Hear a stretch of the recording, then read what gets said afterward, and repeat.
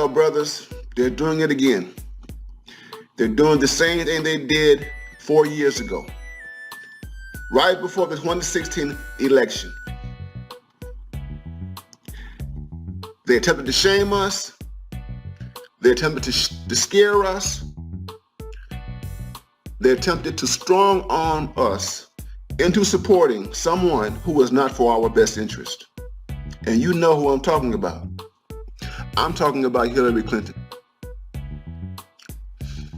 And we know what happened. We know what the outcome was 4 years ago, after people tried to coerce us into supporting her. And many of us did, including myself.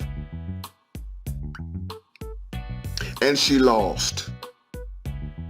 And even if she won, she wouldn't have been good for both of us, all of us. You, me, and all the black men in America, 20 million people. So here we are, once again, 4 years later, and we're dealing with a similar scenario. And now all the think pieces are emerging. All of the media is being directed at black men who have some issues with this presidential ticket, Harris and Biden. And once again, the liberals are attempting to shame us and strong arm us into supporting this ticket, a ticket which is anti-blackmail. Whatever you do, do not surrender to those people. Do not surrender to those who believe that they own us, those who have no respect for our political autonomy, those who have no respect for our concerns about this possible administration.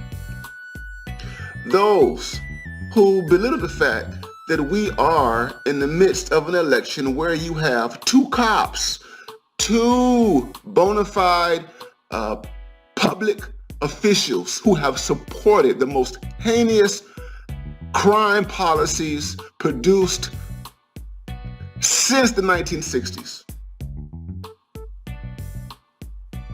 So what I want to say to you guys is that you need to stand firm. You need to, at this point, if you don't do it at any other point, and I'm saying that right now, this should be a turning point. This should be a new page in the history of black men in America. After we've seen what happened with George Floyd, this should be a new day for all of us. This should be a time right now for us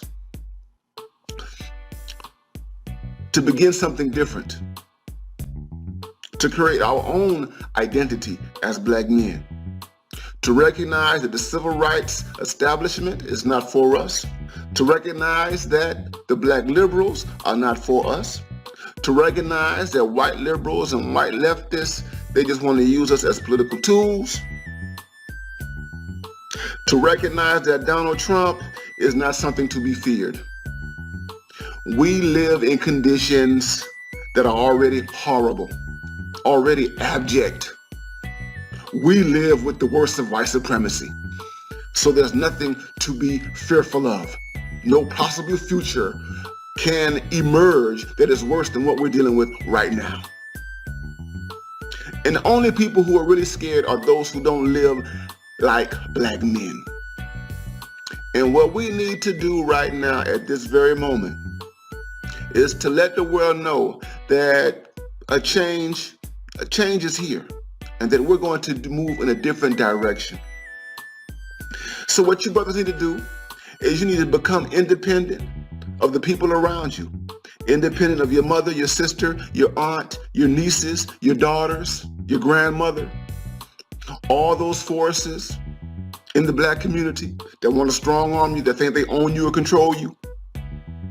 You need to assert your autonomy as a black man. And let's send a strong message to the political establishment. Let's send a strong message to the Democratic Party. Let's send a message to the Republican Party. Let them know that we are here and that we are not going to be taken for granted. Exercise your political capital this election season. Our lives depend on it.